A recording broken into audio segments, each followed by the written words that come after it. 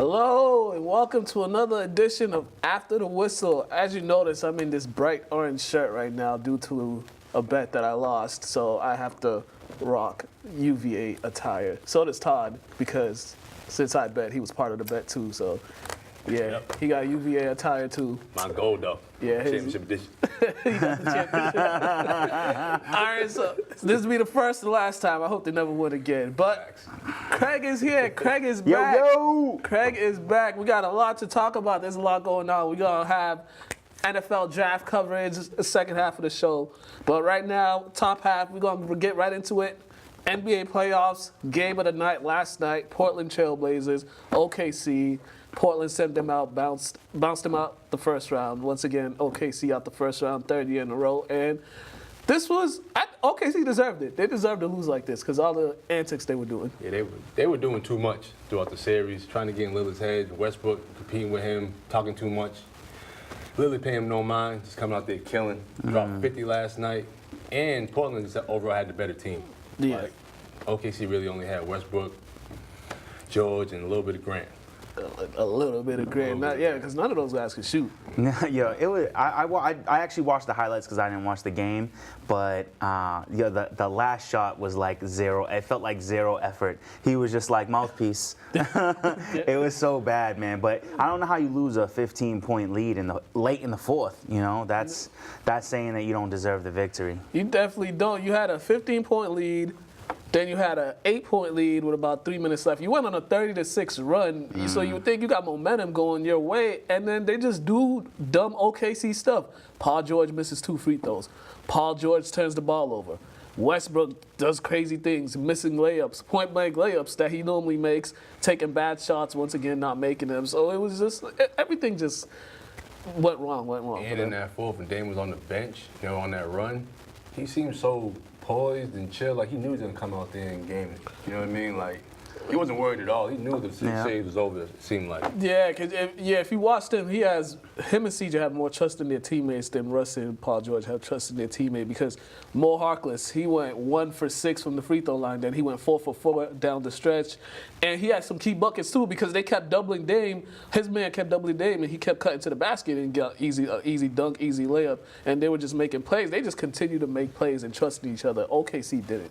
When you get paid to play the game, you should trust each other. Mm-hmm. Like, yep, and it was a pretty cool game though. Like from watching the highlights, like I feel like there was a lot of like really like great plays that happened in that game. Yeah. So I feel like it was I agree with you that they deserved to lose the game the way they lost it, but it was definitely anybody's game, and it ended kind of like ceremoniously. Yeah, this is Dame's second series clinching buzzer beater in his career. His first one I think was his rookie year or his second year against Houston when they had Dwight Howard, and then this one. But we got to talk about this guy as probably a top 5 player in the league or a top 10 player in the league. He's always been this good. He's just been under the radar because Steph's been on the rise in the West and he's kind of taken over. But right behind him has been Dame. He's been doing this for a while. I'll give him top 10 only because he had one great series. Great kudos to him, but he has to produce consistently throughout the playoffs. Because last year they was clowning him, this year they praising him. Like, let's have an even balance here, please. I think he did this because of last year. I think last year definitely humbled him. This humbled OKC too because the wave bye was just epitome. And the other storyline of this it's kind of funny to me. So Seth Curry is engaged to Doc Rivers' wife. I said Doc Rivers' wife. Doc Rivers' daughter. Yeah. He's engaged to Doc Rivers' daughter. Doc Rivers' daughter used to date Paul George. Oh, I Paul did not know George that. played her for a stripper. Oh, man. This is a lot of drama. Yeah, got a stripper pregnant. Yeah, got a stripper pregnant when he was dating her. So that story. That's something. That's a lot. Yeah, that's a lot. Yeah, you gotta keep your family out your business a little bit. Like, I feel like OKC is becoming that like hump team, like the team that you gotta prove you can beat in order to know whether or not you can make it down the stretch. I don't know.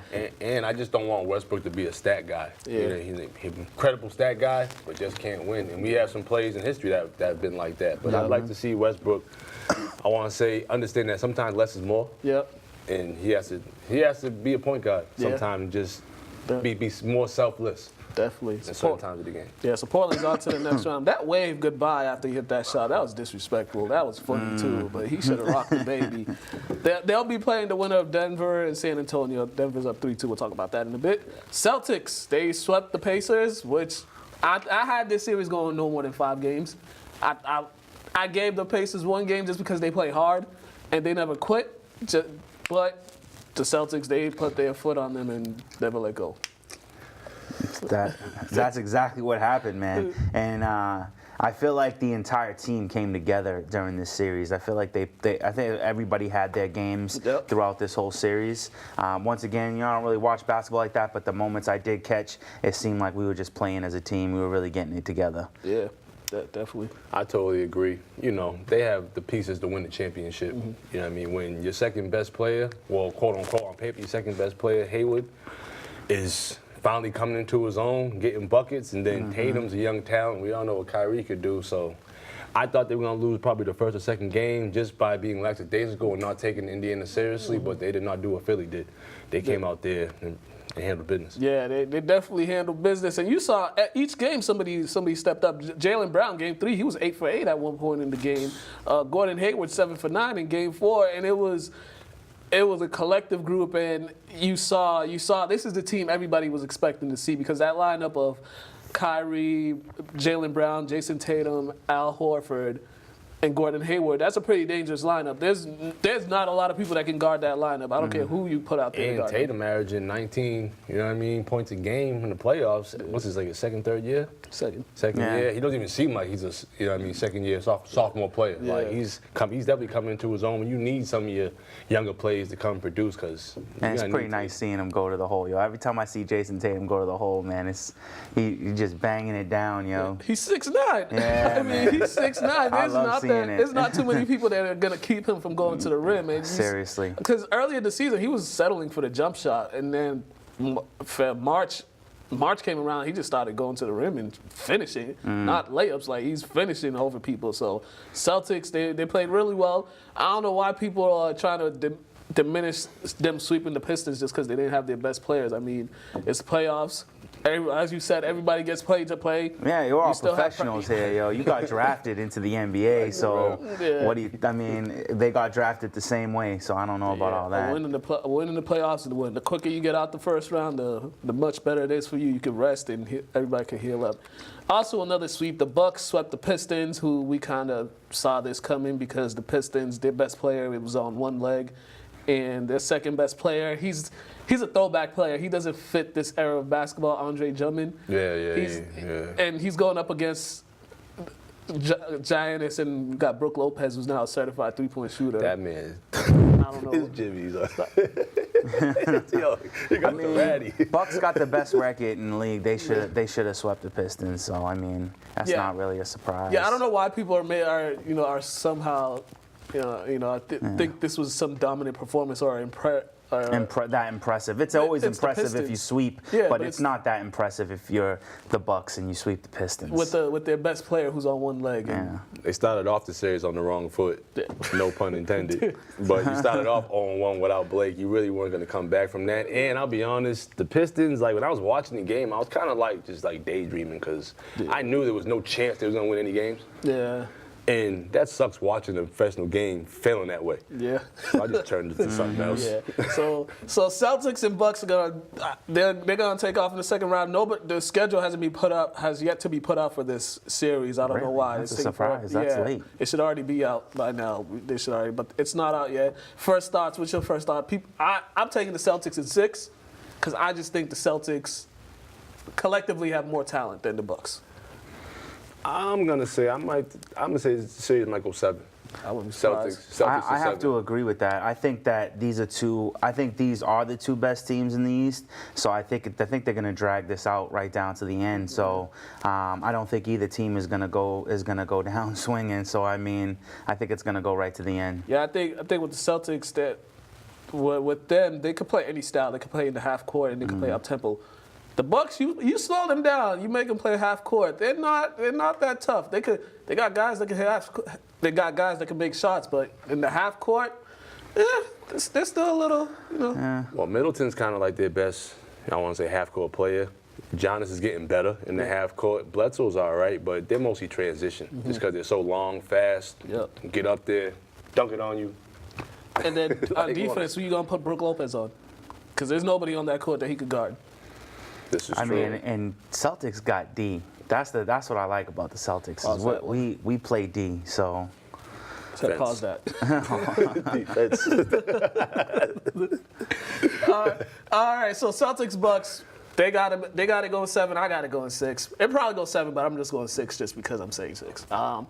These two other series, it wasn't really much. Sixers versus Nets. I mean, the Nets got one game, and then the Sixers just took over. I ain't gonna lie, the Nets play. They played hard. They play real hard. They play very hard, but it's like that little brother.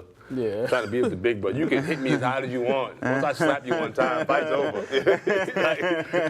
So like, it's one of those like, you knew like after they got that first win, the series was over. Yeah, and then when you look at Jarrett Allen sticking Joel Embiid, it's the size differential. And when Jared Dudley's sticking up for everybody, Jared Dudley, he's a vet in the league. He's gone, he's seen a lot of things. But when he's the one that has to be the one sticking up for all the other players, it's like, yeah, you guys don't have a chance. You seen the meme of Dudley?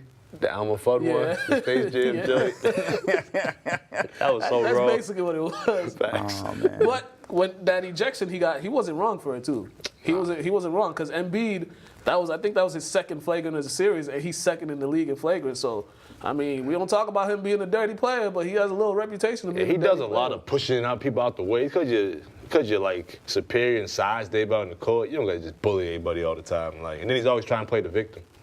Yeah.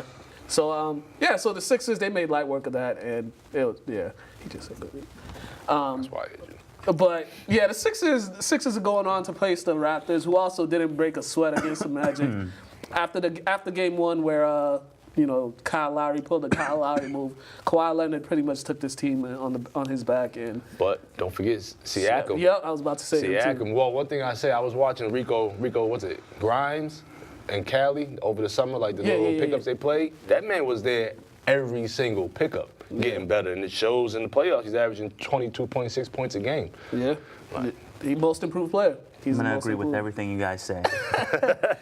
Yeah, so Toronto, Philly, round 2. Who you got in this series?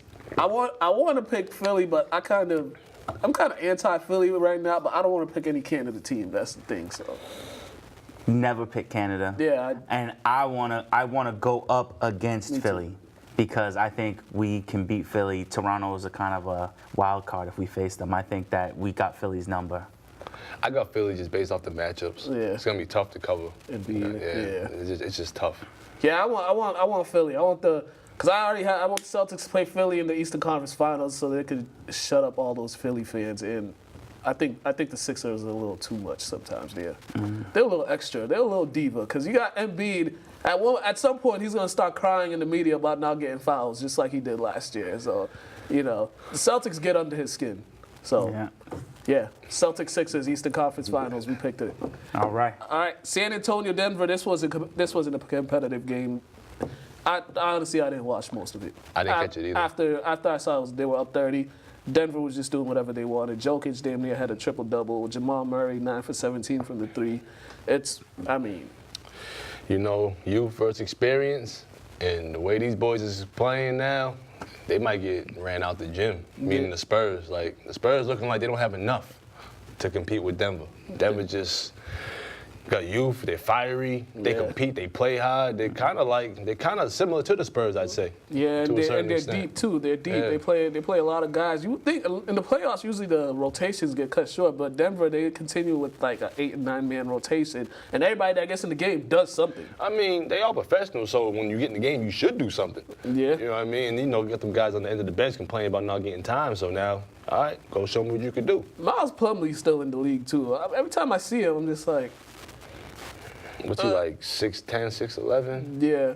He He looked like the Herman Munster.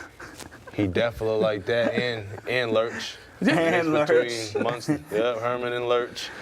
Oh man. So the Nuggets are up 3-2 in that series. I think Game 6 is tomorrow night in San Antonio. Hopefully, maybe they could get their second win in San Antonio. But San Antonio, White, he's been quiet, and LaMarcus Aldridge, he's looking like that guy that they had that stigma of him when he came in the league that he was soft, and he's kind of looking like that in this series because he's been getting manhandled by the Joker. And he loves shooting the J. He loves jumpers. Like, Yeah. he just got to get down that post. Yeah, I mean, we don't want to see the Spurs in the next round anyways. I want to see the backcourt of Denver against the backcourt of Portland. That's going to be a matchup. Golden State Clippers, Game 6 is tonight. No, Game 5 is tonight. I know the Warriors are kicking themselves in the foot because they could have swept these dudes if they didn't take the foot off the gas in Game 2. But they've taken control of this series. Klay Thompson came out. I think he was 8 for 8 at one point in this game. He said he went swimming in the ocean, playing volleyball and swimming in the ocean. That's what got him to put his mind right for the game. I mean, swimming is definitely a great workout. It gets you where you need to be. And, like, you know, he's like he's the wild card right now because he's not producing like he usually does because KD and Steph are almost averaging like 50 points combined for the playoffs. I don't understand how Golden State doesn't sweep whatever team they play in the first round. I don't know how you have that much talent and you lose a game in the first round of the playoffs. Because they don't be taking people seriously sometimes. I mean, you know. You got to watch out for Lou, too. Yeah, especially Lou. when you up 31, you're just like, all right, let's get. But yeah, the Warriors seem they're not letting their foot off the gas in this one, and you know I Kevin hope they Durant. lose just for being stupid. Yeah, that probably won't happen. Though. Yeah, it probably won't happen, but Yeah, so game 5 tonight. It's I don't see no way Clippers getting this win. I don't see it. It was just delaying the inevitable. So KD being KD. yeah. 7 foot, there's nothing much you can do. You might as well just put your foot under his and hope he steps on it when he comes down. That's that's wrong, but at this point, you got to try anything. All right. Lastly, Houston and Utah. This is another team delaying the inevitable. You know, Donovan Mitchell, he had a great game the other game, 31 points in Game 4, but this is another one. Houston went 0 for 13 from the three-point line in the fourth quarter. I'll be brutally honest. I like both teams. I like Mitchell. I just don't like watching neither one of these teams play each other. This series, I just don't like it. I mean, this might be the least interesting series of all. Number one, it's Utah. I mean, just look at the crowd. Look at the team. Like, Go Top really can't do much. Like, oh, no, my bad. Rudy Gobert. Yeah. He really can't do much. Like, Houston's a better overall scoring team. Better overall team. It's just like. Utah just delayed the inevitable because they're probably going to get blown out tonight. Yeah, like this, granted, they're a solid playoff team. We just don't want to see them play the Rockets. Yeah, and we just don't want to see Utah. Facts. yeah, it's Utah. Yeah, I went through that airport one time. How does Utah even have a team? I don't know. They need to move them to Seattle or something. Seattle needs a team. All right, that's our NBA talk. DC, we get through this. We're just trying to get to the NFL draft. We just updating you guys. There was a Game 7 yesterday in hockey, and the Bruins, Yeah. 5-1 over those damn Canadians up there in Toronto. You know, so this. I feel like this always happens with Toronto when they get into a Game 7, especially with the Bruins. They always seem to choke and.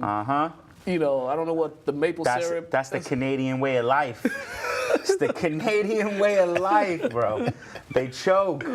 But the Bruins now, they kind of have a front seat to making the Stanley Cup. Oh man, they absolutely do. They started off this series really rough.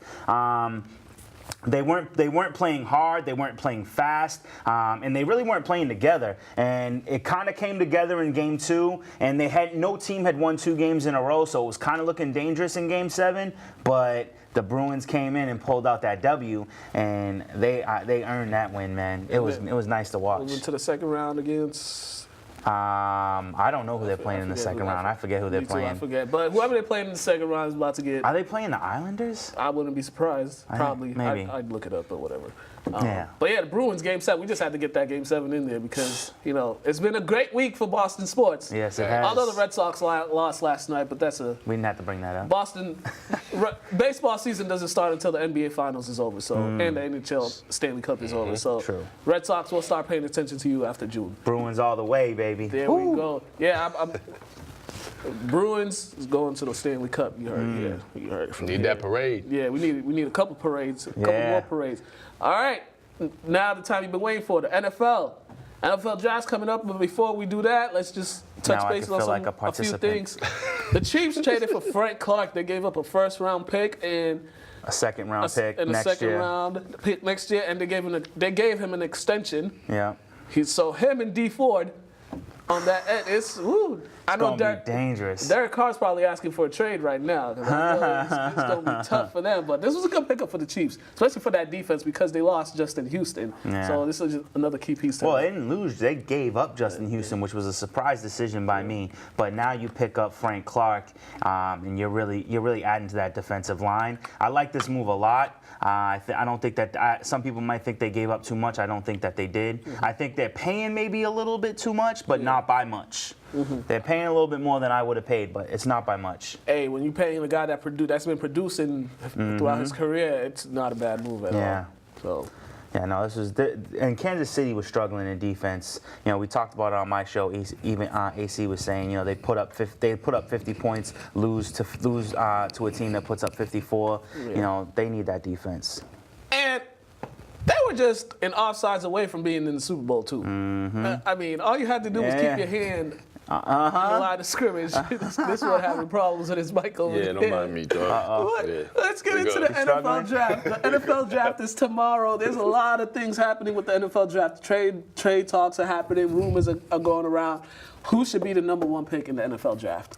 I'm going with Quinnen Williams. At first I thought that it would be Kyler Murray, even though I didn't believe in that. I was looking towards Nick Bosa because they were kind of talking about Nick Bosa being the number one player in the draft. But after doing my research and checking out highlights and whatnot, Quinnen Williams takes that role to me. Quinnen Williams. Yeah. I can see if Arizona picks him up just because they'll probably set with Josh Rosen. They think Josh Rosen is their future. I could see that happening. But I just have a hunch feeling that Arizona's going to take Kyler Murray. I don't think the coach is sold on Josh Rosen. So we might see a trade happen that they might get a first or a second round pick for him. Maybe early on. Kyler Murray wouldn't be a bad pick, but if you get Quinnen Williams, I mean that will be a bad pickup. Kyler Murray's a great pick. He is a great pick. He could really turn around that offense. But at the end of the day, I don't think Josh Rosen is the guy to be their franchise quarterback. I think he's going to become a journeyman. But I think it's too early to move on from him. You just wasted a first-round draft pick this past year. You're not going to get more than a third. I don't think you get more than a third-round pick for Josh Rosen right now. Yeah. I mean, he didn't prove too much last year, so I would stick with him and work out a trade, maybe trade for a better quarterback. I mean, I'm going to pick Quinnen Williams as well. Just because me reading the analysis on the players, he just seemed like the most complete. And playing at Alabama, you don't really get any better teaching than that. I think he played in the national title game all 3 years that he was there. He's certified. Yeah, he's beast. He's just a beast. Another guy, some people would say Nick Bosa. People say he might be the number one overall pick. So you think you line up Nick Bosa with Well, that's Chandler the problem, Jones though. You already have your edge rusher in Chandler Jones. So I mean, I don't know that Nick Bosa. They're not going to put Nick Bosa in Chandler Jones's position. Yeah. So I don't. And will he play well on the right side? I don't know. Yeah, and also the addition of Terrell Suggs too. So I mean, maybe if they want to have him come off, just learn from them. But I don't think they're going to pick Nick Bosa at the first round. You need a quarterback. Yeah. If you're not sold on Josh Rosen, just get Kyler Murray. Yeah. You might as well do that. Yeah, if you're not gonna go Kyler Murray, then you can't go Nick Bosa. You have to run with Quinnen Williams. Yeah, you got to protect that quarterback. Now, Dwayne Haskins. Now, here's a guy. People are saying he might be the second quarterback taken in the draft. They don't. The Giants may take him, but I don't know about the Giants because the Giants are. They had a chance to get a quarterback last year, and granted, they got an All-Pro running back, but you could have got a quarterback, and you could always find a running back, but I don't know. You can't always find a Saquon Barkley. No, you can't. But I believe that Dwayne Haskins ends up being the first quarterback taken in the draft because I think Cardinals skipping out on Kyler Murray there's a possibility that the Raiders might go Kyler Murray, but if they don't, I think that that Dwayne Haskins fits in the Giants system better than Kyler Murray. And I think I like Dwayne Haskins more than Kyler Murray. A lot of people will disagree with that, but I like Dwayne Haskins better. I think he'll be the best quarterback out of this draft, and I do think that the Giants take him with their number 6 pick. Yeah, you were big on Dwayne Haskins. Yeah, we was talking earlier before the show started. He's just the most complete player. The only thing they say, only thing he has an issue with is experience. You need to play to get more experience. And he's 6'3", 231. He's like 30 pounds lighter than a D end. Yeah. Like, bro, you ain't really gonna take him down that easily. So why wouldn't you go for that? Who's like your prototypical quarterback compared to Kyle Murray, who they say has a chance because he's small and this down the third. Yeah, 5'10", bro. That's Yeah, little, bro. Like, little. no matter how good you are, 5'10" is still a disadvantage, you know. So. And also with Dwayne Haskins, he was sitting behind a guy that was All-American and he set all types of records for Ohio State, J.T. Barrett. So it was, kind of hard for him to get. Exactly. But when he got his opportunity, boy, 50 touchdowns and 8 interceptions? Yeah, and you don't do that by accident. Yeah, I mean, and when you put them both in a room, the physical makeup, it's just like, this is a man. This is a young man. Yeah. You know what I mean? Yeah. Like, If I was the Giants and Kyler Murray's gone, I would take Dwayne Haskins just because he's from the area. He'll attract a lot of people, and already got rid of your best player. So even like I said, if nobody takes Kyler Murray before the number 6, if I'm the Giants, I'm still going after Dwayne Haskins. I think Dwayne Haskins would learn. I think it would be better for him to learn under Eli Manning than it would be because Kyler Murray is not anywhere near the same player as Eli Manning. And I'm not saying Dwayne Haskins is either, but I think that you have a less of a transition between players from Eli to Dwayne Haskins. another quarterback that we've been hearing a lot about is Will Grier. This guy, they've been saying he might be in the middle of the first round, or he might even be the second quarterback taken. That's what a lot of the experts are saying. But I don't know. He's got the arm strength. He has the talent, but I don't know if he's that guy. Will Grier has 2 things that I like. He has timing and accuracy. He could put that ball on a dime, and I like this kid. I doubt that he goes top 4 in quarterback position, and to be honest, I don't know if he goes in the first round. If he does, I think it's Washington. Washington needs a quarterback. Absolutely. Who's their quarterback now? Case Keenum. Exactly. Yeah. Yeah. I don't really know too much about Will Grier. I know who he is 'cause I seen the picture. Now I recognize who he is, but I was trying to research him. I couldn't even find him. Like he must have been deep in like the draft. Like Yeah, he is. He's projected late second, early third. Yeah, but there's some people that might round. try to make him a first round pick, but there's just more. There's just a lot of players that are better than him in the first round, but his name's been coming up. Another guy who I think the Jets might get, Ed Oliver. Ed Oliver. This guy is a freakish athlete. He's a D-end that runs like a running back. Yep. And I don't know, the number 3 pick, if I was the Jets, I would take him. Well, you do have the option of going with Ed Oliver. Ed Oliver is a beast. You also have Josh Allen. So I actually have Josh Allen going to the Jets, but the thing I like about Ed Oliver is he's built like an edge rusher, but he plays defensive tackle. He's playing in the middle, and one word to describe Ed Oliver is disruptive. He will disrupt the game. He's gonna stop the run. You're not gonna run up the middle with Ed Oliver there. So And he'll catch you too. He'll catch you from behind. So. yeah, he's not so big. He's big as he needs to be, but he's not Ndamukong Suh, but he plays like him. Yeah. Yeah, he plays violent too. He plays with a motor. He has a motor on him. So I mean, the Jets, even the 49ers. Yeah, it would be nice for any of those teams to get him. I think the Jets could really utilize someone like him. Yeah. I think because he plays inside and Josh Allen plays outside, and I think that's where the Jets need help. But I mean, the Raiders, the Bucks, all could utilize a player like Ed Oliver. Yeah, we're gonna see a lot of defensive players go in the draft. Because I think after the quarterback, Kyler Murray or whoever goes number 1, we're just going to see defensive backs, Correct. defensive players, and offensive linemen. Well, and that's the thing. Right now, you can lay out a tab of every defensive player, and if you're the GM, you can go like this, and whatever player you come back with, right. It's right.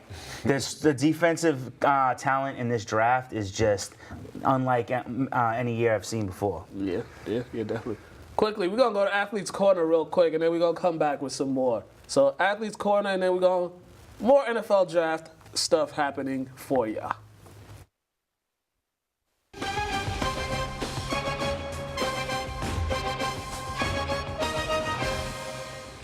All right, welcome to another edition of Athletes Corners. We got some stuff here. We got, check it out, Boston Marathon, 103rd Boston Marathon, Boston Athletic Association. Mr. Brian Castellanos is here. He just competed in the Boston Marathon last week. Surprised he got out of bed and he could be able to walk 26 miles, man. What's going on, man? What's going on? Yeah, man, I'm still feeling it actually, Yeah. but I actually it's been a good recovery. It's something that I can't believe I'm on my third go at it. Lucky to have made it out that one alive. So Yeah, third year running this, man. How is it? Does it get easier each year, or is it just as brutal? I think it's just as brutal. I think at this point, it's 3 years going, and I think the preparation got, I got better at preparing, but I don't think you can ever fully prepare for 26.2 miles. Yeah. It's a real difficult run. Yeah, especially if you don't run all the time, or you're not a runner. Right. What was your time this year? It was 6 hours, so just a little bit over 6 hours. I did 6 hours in a couple minutes. Is this your best time, or? That's probably my worst time. Yeah, it was 6 hours, but I think every year the goal is to finish. So Yeah. I want to do these things until I can't do them anymore. I have, my goal is probably till I'm an old timer.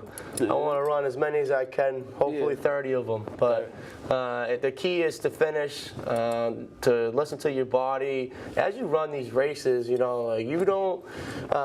There's so many things that go through your mind, mentally, and then also physically. And it's a long day. If you don't take care of yourself and listen, you can really hurt yourself. Yeah, well, it was raining that day too, so you're running in the rain. There's so much going on. What was your mindset going into it? And then while you're in it, did you think about stopping for a bit, or just you pushed yourself to just keep going? So when you're running these races, you're faced with so much adversity. You go there in the morning. Your day starts really at like 6 a.m. You got to go out to Boston to catch a bus. You have a lot of downtime before you actually run. Like my wave was at 11:30, so from 6:30 to 11:30, you're just getting ready. It's all just getting up to Hopkinton, and it's a process. And the build up is so important because you're meeting people from all around the world. I sat on the bus with a man who was 67 years old, has run 12 of these races, 12 of them, from Seattle, and he was running for ALS. Like, you meet so many inspiring people along the way. So, and it's like going into a fight. You're about to go into a battle for the day, and you got to really start to harness your energy and try to focus the best you can, and just know that why you're there. And I think the reason I was there was for Horizons for Homeless Children. Yeah, because you just said it. The man you met, he was running for ALS. Clearly. Yeah, ALS. So a lot of runners, they're running for a charity, they're running for a purpose. You running for Horizon for Homeless Shelter. Just talk about that. You've been running with them. You've been running for them for the past 3 years, but you've also been associated with them for a few years now. So my years where I was introduced to Horizons for Homeless Children were actually during a time of really hardship for me. I got into a car accident about 6 years ago. I was left in a position where I was almost not able to walk again, and I was told by a team of doctors that I would not be mobile. And I remember lying in my hospital bed and sitting there with a lot of regrets, not knowing if I did enough for the world. And I ended up taking a surgery that helped me improve my chances of becoming, a fully recovered person. And I landed on Horizons for Homeless Children. I started volunteering for them, and that never. The moment I volunteered as a play assistant leader, I walked into a shelter and I met some of the most beautiful children in my lifetime that needed someone to be there to have that those opportunities are something that I'm very grateful for. And Horizons, they've taken my heart, and I haven't stopped. 3 years running. Yeah, 3 years running. For this. Just talk about the importance of giving back, especially when some people give back in different types of ways, but you're giving back to them by running in the Boston Marathon, and that lets people, that'll attract other people that'll try to come in and have an understanding of the horizon. So just talk about that. So I think the importance of giving back, it's vital. When we talk about philanthropy, when we talk about character, it's the things that you do when no one's watching that's vital to the overall life, humanity. I think compassion is something that I drive my life with in everything I do, and especially when it comes to children, because I think children have beautiful imaginations and innocence to them. And when you meet children who have all that slashed down without control, you see these children, they struggle in silence, and that's something that moved me when I first met these kids, and I want to be a voice for those children, and that goes into my everyday decision I ever make, for my day job to all the work I do on the school committee. My decisions are based off the best interests of the children. All right, and you don't participate in any other marathons, little mini marathons, those 10K marathons or so like that? You got any plans in your future for those ones? See, I want to do some traveling.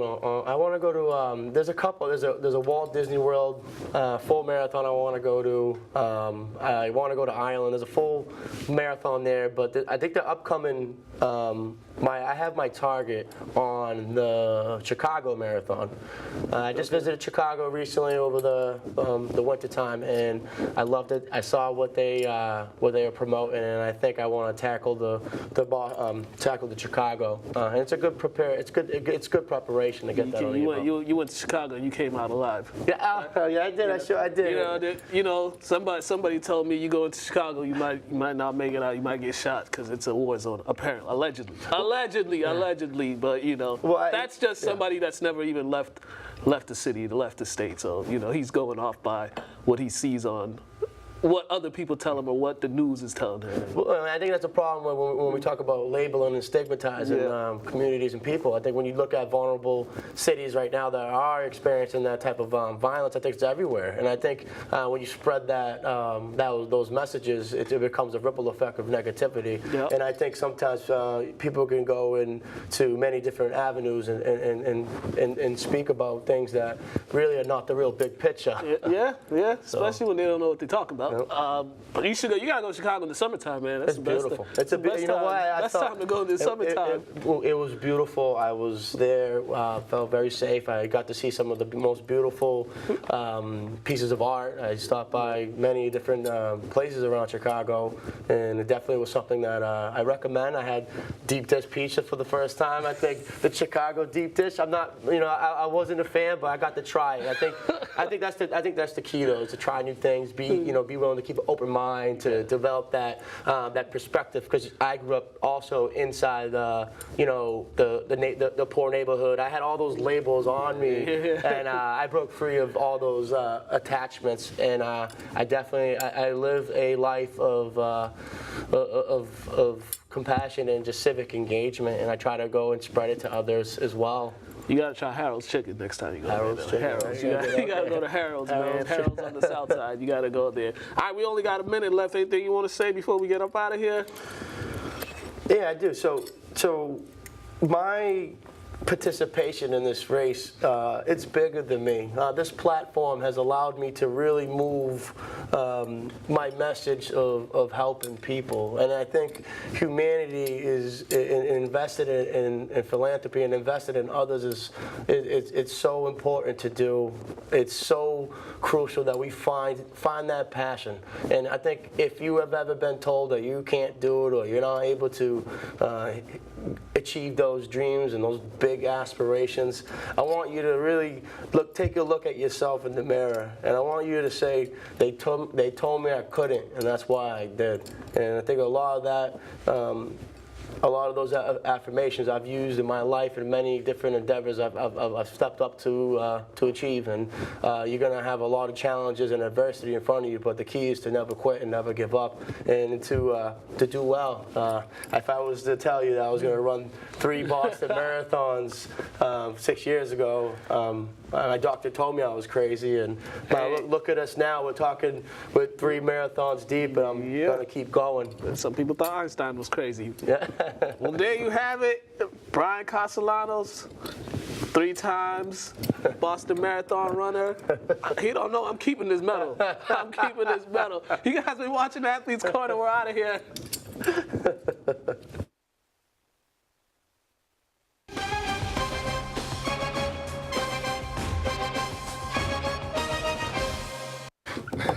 All right, thanks, Brian. We are back.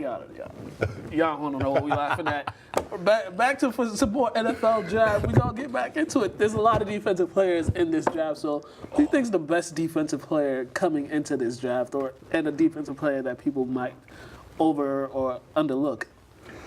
Oh, that's a tough question. I would say the player I like the most, I don't know if necessarily he's overlooked. I think he's the best defensive back in the draft, is Greedy Williams. I like Greedy Williams a lot. I like defensive backs. I think that whatever team he goes to, he's going to make a difference right away. Yeah, because he's one of those aggressive defensive backs. You know, coming from LSU, they call it LSU defensive back universities. I feel like he has the ability to be a shutdown corner. So. Yeah, he's got the speed too. He's got the size as well, and he, SEC, he probably went up against some competition. So there it is. So that's who I like. I like Greedy Williams. I agree.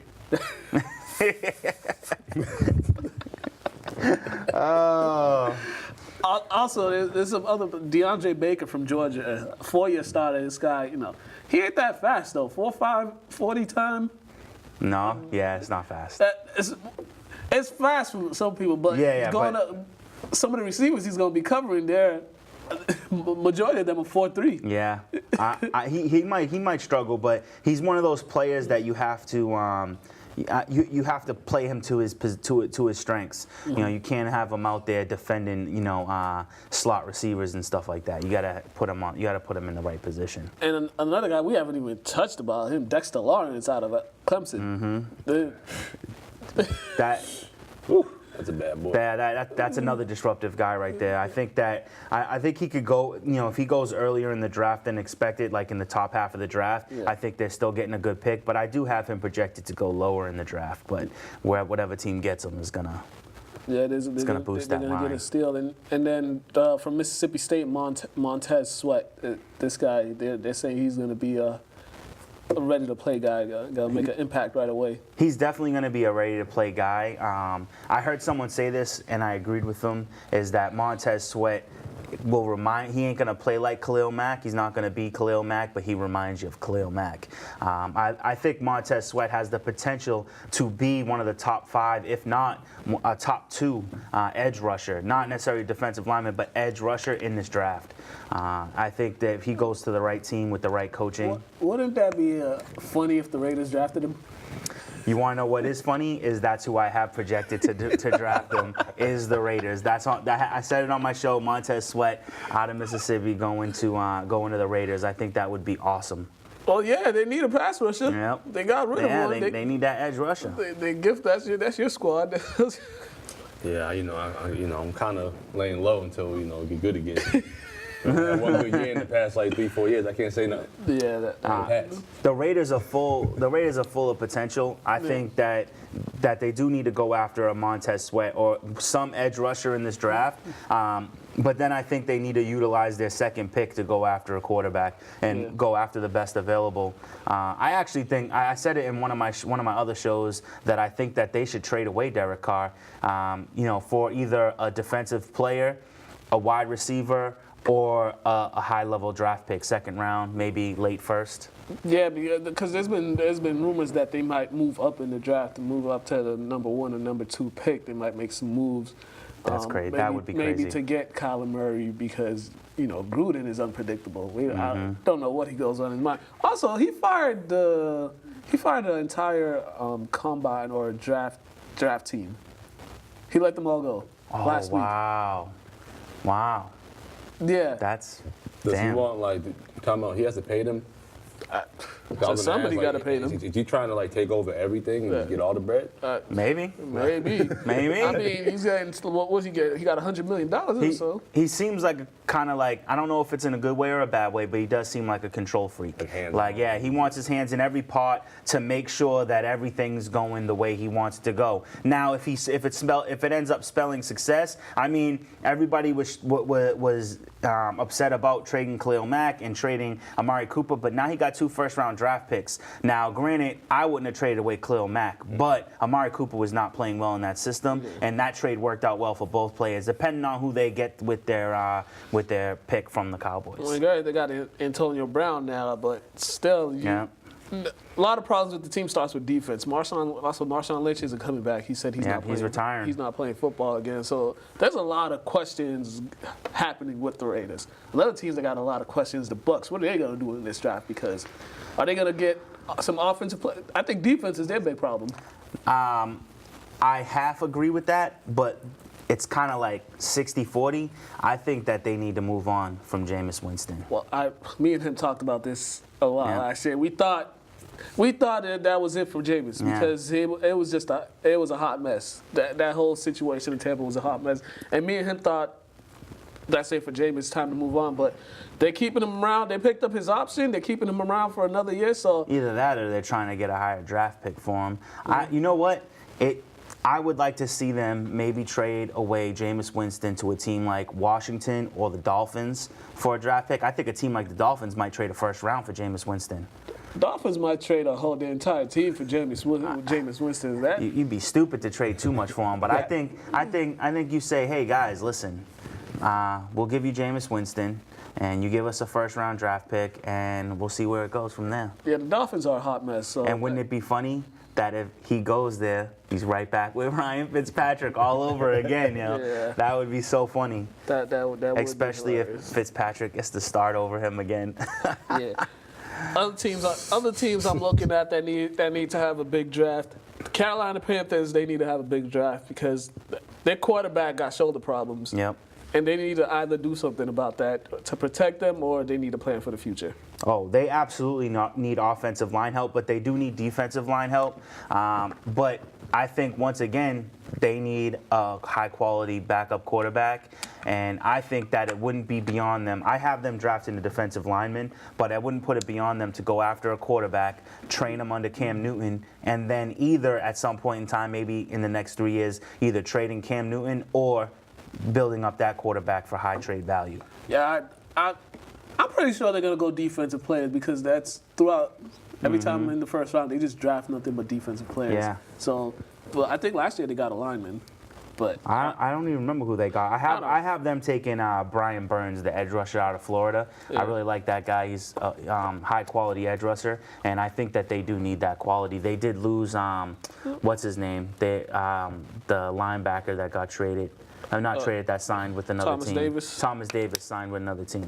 yeah, maybe they'll get the linebacker out of LSU. That guy's a Devin White. Yeah, that guy's Devin a White. dog. I don't think Devin White will fall that far unless No, they he trade won't. up for him. If he were to fall that far, that would be great for Yeah. Carolina. Yeah, I don't even know why I said that. Don't mind me. That's a long way for Yeah. Devin White to fall. Yeah, he's not. He's going, what, top 5? I have Top Devin 10, White in the definitely. top 10. I got him at number 8, but there's potential for him to go to a team like the Bucs. The Bucs could absolutely use linebacker help. The Bucs need help everywhere on Everywhere on defense. the team. Did you see that defense last year? It was horrible. It was horrendous. They were letting up. They were probably one of the most scored on defenses in the NFL. Yeah, so we'll see about that. We haven't even talked about receivers yet or any of the other skilled players. I mean, there's 2 tight ends both out of Iowa. T.J. Hawkinson. They're saying this guy might be the next big tight end in the NFL. Yeah. Him and Noah Fant are probably the 2 best tight ends in this draft. I like Irv Smith Jr. as well. I'm kind of hoping that the Patriots go after him because I think he could fall late. But those 2 guys are going to go in the top half of the draft, in my opinion. Yeah. Atlanta better grab one of those guys up. Once again, when we say these guys' name and then we say the organization, we're just like, we don't know what they're going to do. No, but if you pay attention to me, I'm trying to help you guys out. So just listen to my words and follow my lead in championships. Y'all need to be in our draft board war room or something. Y'all, yeah. Hire us. Listen, all you NFL teams, you got a GM. We will take the payroll of one GM. Yeah, 3 of us, 1 GM payroll. yeah. Y'all need us. Y'all need us in y'all front office. Another team. What are the Browns gonna do? The Browns got all this hype coming into the season. What moves do you think they should make? About to win. Yeah, what moves do you think they should make in this draft? Go ahead, Craig. Well, I think that the best move for the Cleveland Browns is to trade back up into the first round. And if they could trade up high enough to get a linebacker like Devin White, that would be awesome. They don't necessarily need Devin White because they have Vernon, who they got from the Giants, and they still have Jamie Collins. They do need cornerback help as well, so trading in to get Greedy Williams would be nice. They don't need anything on offense. Yeah. At the very least, they could trade in for a tight end like Noah Fant or T.J. Hawkinson, but I think that they should trade back in the first round. It's not a first round without the Cleveland Browns. Facts. It's not a first round without Cleveland Browns. And expect, they only have 1 pick for the Cleveland Browns in the first round is kind of like it doesn't even make sense to me. So I think that's what needs to happen. Another defensive player that was coming out of LSU, Klein Farrell. This guy, it's another one. He was, his time 40 wasn't. Yeah, he is a quality edge rusher. I actually have him going to the Giants. Giants need an edge rusher. They did get rid of Vernon as a linebacker, so I think they could use an edge rusher. The Giants need a lot of things. A lot of things. They need a lot of things because if they don't pick a quarterback, I don't know. I might come in here and do something crazy. Trying to do that farewell thing for Eli. We just don't know when it's gonna happen. Probably when he gets hurt. They better seems hope like he gets hurt game 1 because it seems the only way they're gonna get him off I ain't the hoping field. nobody get hurt. he's not getting it. Eli Manning's not getting the job done. I will get the only small piece of credit I'm gonna give Eli Manning, and that's maybe something we might have overlooked, is that the Giants need offensive line help. That offensive line was terrible. Saquon Barkley made good work of it, but Eli Manning was not able to. That offensive line is hurt, and not hurt physically, but hurt like as in they're not good. Yeah. So I'd like to see them do some work. Maybe even if signing free agents, it doesn't have to be in the draft. Yeah, let's talk about the Pats. What in this draft? What do the Pats need in this draft? What do they need to add? Because we ain't got no receivers. Yep. There it is. We got no receivers. How many tight ends do you have? How many do we have, or how many are on our team? Because there's a different answer to either one of both those questions. We potentially have 1 tight end in Austin Seferian-Jenkins, which I believe, if he stays healthy, is a great pick. Bottle. I love that pick. I love that pickup. And then we have that kid. He's a twin. He's not good. I don't even know. That's why I don't know his name. But yeah, no one knows his name because he's not good enough to remember. There's 2 sets of twins on the Pats, the McCarty twins and then there's the tight end wide receiver twins. And the other brother is a wide receiver, and I think if he's still on the team, it's the practice squad. Yeah, because they're not good enough. But the Patriots need to address wide receivers and tight end issues. That's just the bottom line. They need to address these positions. I really like N'Keal Harry as a wide receiver. I like Irv Smith Jr., tight end out of Alabama. If we could get him, I don't think he'll fall this far. But if we can get Hakeem Butler, I think Hakeem Butler is the #1 wide receiver in the draft. DK Metcalf just has the hype because he's a big dude. But nasty. yeah. But Hakeem Butler is the best wide receiver in the draft, in my opinion. And then my pick for the Patriots, and this is probably going to be 2nd, maybe 3rd round, is Tyree Jackson, the quarterback, 6'7", out of Buffalo. That's what the Patriots need. Well, Pats, I hope y'all listening. Pay attention, Bill. Yeah, Bill, pay attention. If you bring me on the payroll, I'll take $25,000 a year. Kraft. I can still work a full-time job. And Bob Kraft, you need to pay attention too. We hope you ain't somewhere you're not supposed to be. For real. With cameras around and stuff. Well, I want to see that. They're trying to I'm just leak joking. that I video. want $50,000. They're trying to leak I want the $50,000 a video? year. They're not trying to leak the video. They're trying Not leak it. They're trying to put the video out and make it a public knowledge. Not like sneaking on the YouTube like some celebrity Snapchat, like being like, so here's the evidence. You can go ahead and put that on the news and watch Robert Kraft pay for a hand job. He's probably not gonna show the handy, but they're gonna show that he paid for it. Watching Betty White. Like, no. Yo, I feel like, I love yo, me some Betty White. 77 years old, yo. 77 years old. The homeboy gets a little love, and his wife's dead. He's about to go to the Super Bowl. Can you let the man live? You should get a pass. 70 and up, like, be able to, as long as you ain't murdering people, just go live, man. I don't know if you guys watched it. I'm pretty sure because you show it on the TV when you're doing your segments. But I talked about Robert Kraft a few weeks back. Oh, man. Prostitution is the oldest occupation in the world. Why is it illegal? Explain that to me. I'm sorry, Robert Kraft. I'm sorry. Yo. I apologize on behalf of America for what you're going through. It's the oldest profession in the world. Nah, yo, man, like. You know what I'm saying? Eve was selling that lie to get with it for an apple. You know what I'm saying? What's going on, yo? We had some breaking news, right? Yes. With Tyreek Hill. Tyreek Hill. So Tyreek Hill is not guilty. He's laying hands on kid, but he ain't guilty. Robert Kraft, pays for some companionship. He guilty. Explain this to me, world. Explain it.